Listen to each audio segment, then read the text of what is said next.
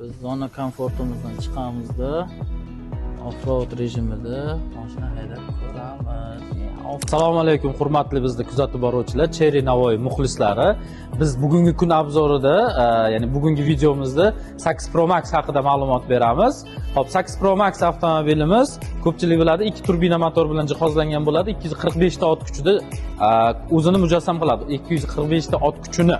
Hop, bu polni приводlik hisoblanadi, ya'ni 4x4 model hisoblanadi. Bunda parallel LED yonadigan matritsalik bo'ladi, ya'ni burilgan paytda o'zingiz bilan birga qo'shilib buriladi.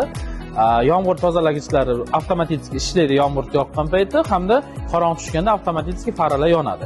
Diskalar 19 razmerda, diskoviy tormoznoy sistemada keladi. Bu avtomobilimizda yon tomondan ko'radigan bo'lsak, besklyuchovoy dostupda keladi. Aynan salonimiz o'sha inomarkalarga o'xshab, mana BMW, Mercedes'lardagidek ikki xil rang, ya'ni malla hamda qora rangda bo'ladi. Mercedes'da Burmester akustikaga o'xshagan pishalkani dizayni qo'yilgan bo'ladi bu yerda. Undan tashqari massaj sideniyamiz bor hamda atamankamiz, ya'ni oyoqni tagidan yostiqchasi chiqib turadi. Sideniyalarimiz elektron ligrovkada bo'ladi. Orqa o'rindiqlarimiz ham qiziydigan, ya'ni abagripplik bo'lib keladi. 3 qatorlik mashina hisoblangani bo'lgani hisobiga orqaga o'tish bu yoqdan o'tiladi.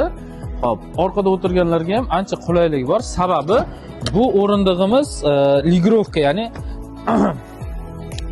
yig'ilib yig'iladi ham, ochiladi ham, yopiladi ham. Mana misol uchun gavdangizga qarab to'g'rilab olsangiz bo'ladi yoki bu tomonga qo'yishingiz mumkin bo'ladi.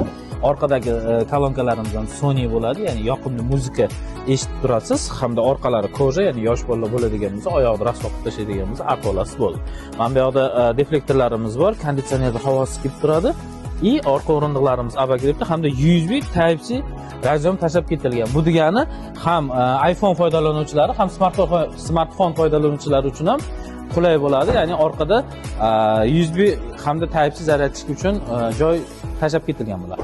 Orqasi независимый подвескада bo'ladi, monoqosh, to'liq yonadigan, tepasi mana bunaqa sportivniy dizayndagi tormoz bilan jihozlangan bo'ladi hamda ayollarimiz yoki yoshi kattaroq odamlar uchun, nafaqat yoshi kattaroq odamlar uchun, ya'ni gabariti kattaligini hisobiga ham orqa parktroniklari hamda zadniy kameralari zavodskiy o'zi bilan birga bo'ladi. Bu 8 Pro Max modelimizda Pro Max shildigi hamda AVD, ya'ni 4x4 oldi ham orqasi ham tortadigan variant hisoblanadi. Bak 51 litrda tashkillashtiriladi. Haydovchining o'rindig'i haqida gapiradigan bo'lsak, bu yerda ham xuddi shunaqa sideniya ligrovkalar elektronda bo'ladi. 3 ta haydovchiga moslashtirilgan pamyat sideniyamiz bo'ladi. Rullarimiz elektrousilitel bo'ladi hamda 6 ta rejimda yuradi avtomobilimiz. Xo'p, qish aniqrog'i, qish bo'lgani munosabati bilan ob-havoni ko'rib o'tiribsiz, yomg'irli ob-havo bo'ladi. Biz odatda video olganimizda har doim faqat xarakteristika, mashinani ot kuchi, quvvati, materiali yoki nimalaridir haqida ma'lumot berib o'tamiz, lekin amalda, ya'ni test drive qilib ko'rsatmagan ekanmiz. Videolarimiz oxirgilarini kuzatgan bo'lsak, hop, talab va takliflarga binoan test drive jarayonini ham videoga olamiz, ya'ni 8 Pro Max'imizni bitta test drive qilib ko'ramiz siz bilan. Yuringlar. Hop, hurmatli obunachilarimiz, test drive boshlaymiz. Mana 8 Pro Max avtomobilimizda noqulay ob-havoda haydab ko'ramiz. Ketdik. Sovuq holatda klimat kontrolimizni ishga tushiramiz, ya'ni issiq havoni qo'shib qo'yamiz. Havo sovuq bo'lgani hisobiga mana sensor orqali shamolni tezlashtiramiz. Направленияni oyoq bilan betga qilib qo'yamiz. Xo'p, sideniya abagripplarimiz, ya'ni oldi o'rindiqlarda abagrippni bilan qo'shib qo'yamiz. O'zimga qo'shib qo'ydim, operatorimizni qo'shib qo'ydim. Xo'p, skorichagimiz joysticklik bo'ladi, 7 pog'onalik bo'ladi, rejimlarimiz bor. Sport, Snack, Grunt, 4x4, Eco hamda Comfort. Hozircha Eco rejimda harakatlanamiz, yo'limizga qarab keyin rejimlardan mashg'ulot ketuvchilarga yoki yoshi kattaroq odamlarga yoki bo'lmasa ayol qizlarimiz uchun, o'zi umuman ham gabarit katta bo'lgani hisobiga har qanday haydovchi uchun qulay narsa. Mana bu yoqdan ham ko'rib tursangiz bo'ladi. Misol uchun xavfni yashil bilan ko'rsatyapti, agar yana ham yaqinroq kelganda qora qizil bilan ko'rsatib boshlaydi. Xo'p, remen taqamiz, ya'ni xavfsizlik kamarini taqqan paytimiz bizda unaqamiz avtohold hamda elektron ruchnoy tormozimiz avtomatik ishlab boshlaydi. Bitta avto rejimiga qo'yib qo'yamiz oynalarimizni, bitta gazni beramiz, mashinamiz mana ruchnoy tormozidan o'zini nima deydi, ruchnoy tashadi. Haydovchining tili aytganda ruchnoy tushdi. Ob-havomiz yomg'irli bo'lgani hisobiga panorama tomdan foydalanadigan joyi panoramasini ochib qo'yasiz. Manzaraga e'tibor qilinglar, hurmatli tomoshabinlar. Mana bunaqa 8 Pro Max'ni olib, panoramachasini yoqib olib, mana bunaqa gazlab ketasiz. Ketdik mana. Xudo xolasa test drive'ga yomg'ir yog'gan payti avtomatik ishlayapti. Oyna tozalagichlarimiz, yorug'ligimiz kam bo'lgani hisobiga tashqi tomondan ko'radigan bo'lsak, bizda hozir faralarimiz ham avtomat qo'shilgan turibdi. Bu anomizda 8 Pro Max'imizda polosa udержание degan narsa bor. Ya'ni hozir operator yaqinroq olasiz, mana ruldan qo'lda olyapman, yo'lda o'zi ushlab ketyapti, ham pedaldan ham oyog'imni olib turibman. 59 tezlikda, tezlik oshayotgani ham yo'q, kamayotgani ham yo'q, bir xil ketyapti. Faqat endi mana bu haydovchi yo'qligini sezganligi uchun signal beryapti, rulni yana qayta ushlaymiz. Maza, ana ke. Hech qachon test drive qilmagan ekanmiz o'zi. Xo'p, oldindagi mashinalarimiz xavfni sezib o'tiribdi, ko'ryapsizlar. Men tormozga oyog'imni bosmayman, lekin tezlik sekinlashyapti. 51, 48, 47 bo'lyapti hamda adaptivniy cruise control ishlaganini hisobiga Damas nechta tezlikda ketadigan bo'lsa, bizning mashinamiz ham o'sha tezlikka moslashib ketyapti. Xo'p, yurkitaveramiz. Slipoy zonalarimiz ishlayapti, ya'ni yonidan xavf sezyapmiz. Xavf sezgan payti slipoy zona ishlab ogohlantiryapti. E'tibor qilasiz, svetoforimiz qizil chirog'i yondi. Biz yana tormozga oyog'imizni bosmaymiz, yurib ketaveramiz. Avtomashina o'zini o'zi to'xtata biladi. Ya'ni avtostop rejimi ishga tushadi. 3 metr, 5 metr, 7 metr rastoniyada mashina o'zini o'zi to'xtata biladi. Hozir bu distansiyamiz bizga o'rtacha 7 metrda tashkillashtirib beradi. Undan tashqari bunda bitta zo'r narsamiz bor. Mana bu svetoforga kelib to'xtagan payti mana buni qo'shib qo'yadigan bo'lsak, mashina o'zini o'zi o'chiradi. Ya'ni ekonomичный bo'ladi. Bu degani mana benzin sarfi kamayadi. Harakatlana boshlagan paytimiz yana ana gaz pedaliga bitta oyoqni bosamiz, mashina zavod bo'ladi. Ya'ni dvigatel ishga tushadi.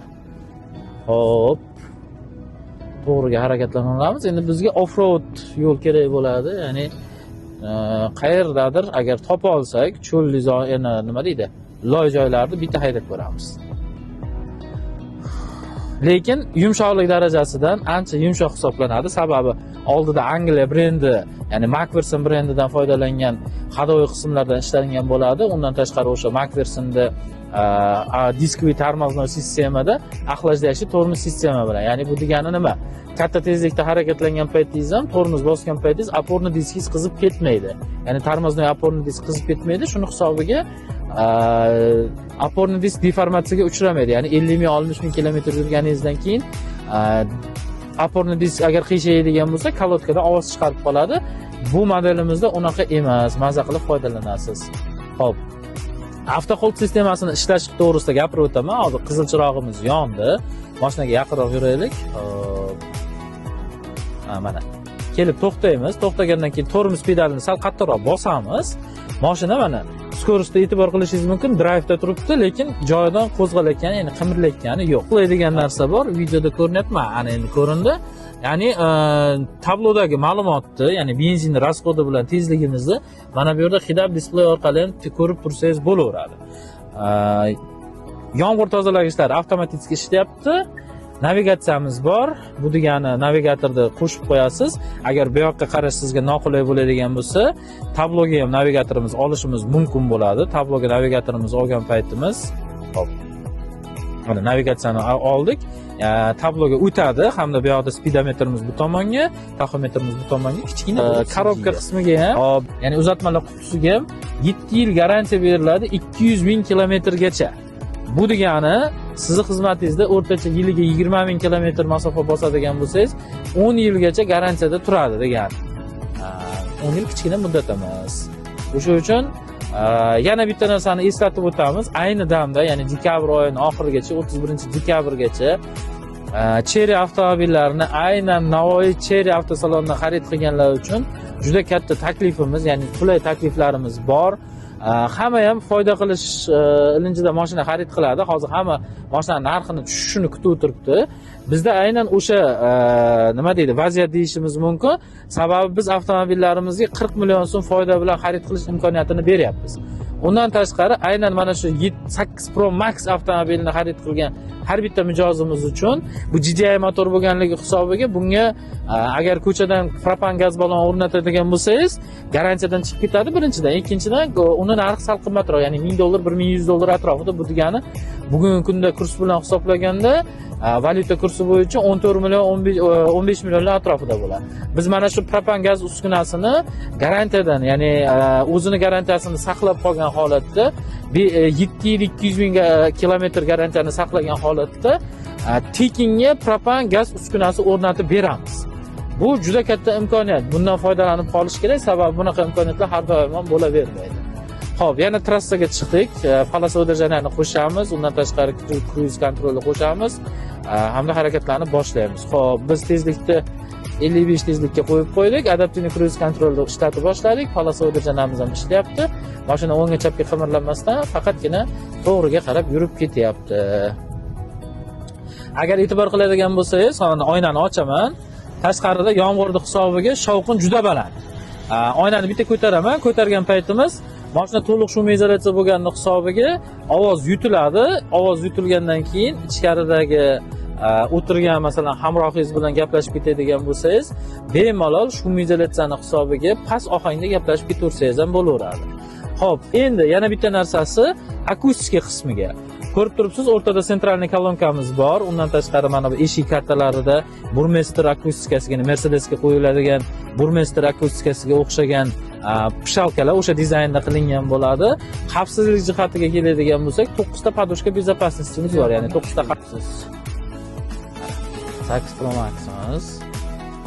Off-road rejimiga, 4 ga 4 rejimiga qo'yamiz. Ketdik. Ya'ni bismillahirrohmanirrohim.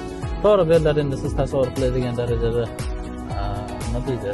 Baland tog'lar yoki bir katta cho'l joylar emas, lekin aynan noqulay yurish sharoitlari bor. Ko'rishingiz mumkin. Yurgan payti juda ham noqulay. Yumshoqqina ketyapmiz.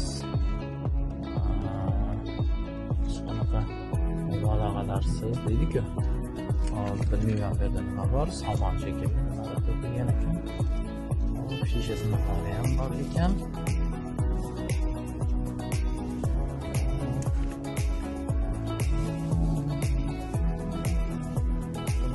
Ko'ryapman.